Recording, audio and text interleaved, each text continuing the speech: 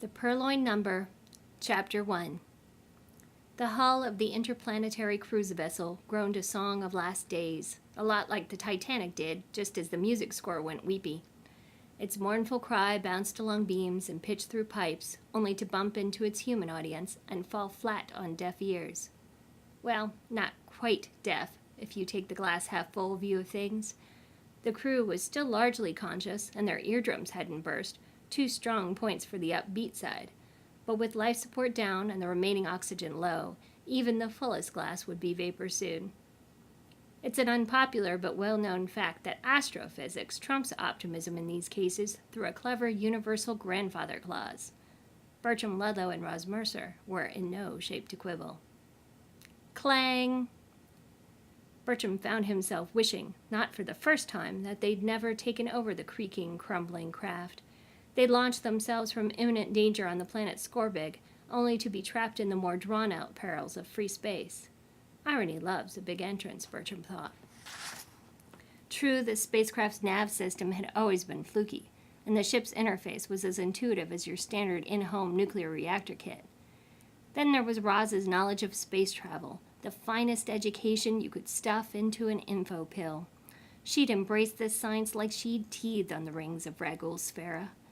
Unfortunately, she'd never digested anything about the more fiddly bits of intergalactic piloting, like maintenance or achieving that special lack of boom we all enjoy so much on landing. When Irony really rolled up its sleeves and got down to work, they found out the ship's utilities had been canceled.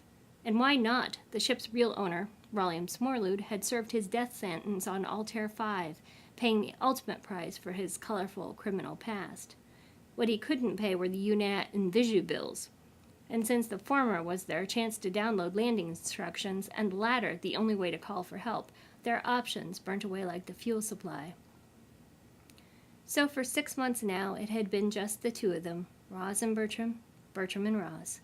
Initially, mutual attraction was fanned by fear, despair, and, as Bertram watched an empty one float by, more than a few bottles of Carsulian pod liquor they found in the storeroom. But with isolation came the irritation that eventually tests even the most compatible couples. When trapped in a cramped ICV without operational propulsion capabilities, doubly so.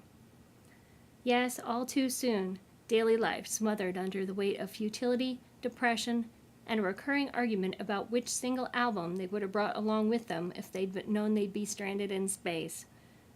The relationship lost its grip well before the shipboard gravity field did. Bong.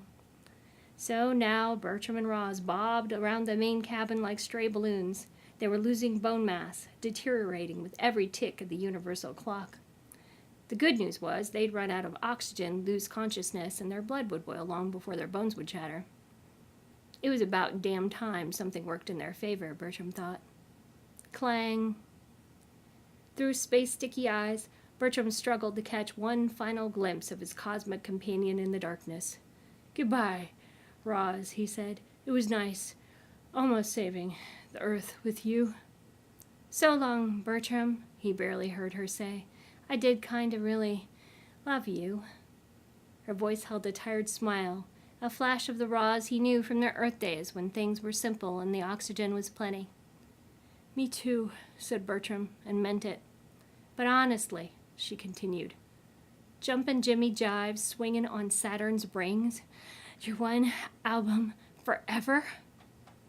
Bertram felt his blood pressure rise, or maybe it was the first signs of boil. This should have been a poignant last moment, but Roz just had to ruin it with her disrespect for one of the 1940s most underappreciated swing albums. "Oh yeah?" Bertram choked out. "Well, no one's even heard of the band Angela's Shark."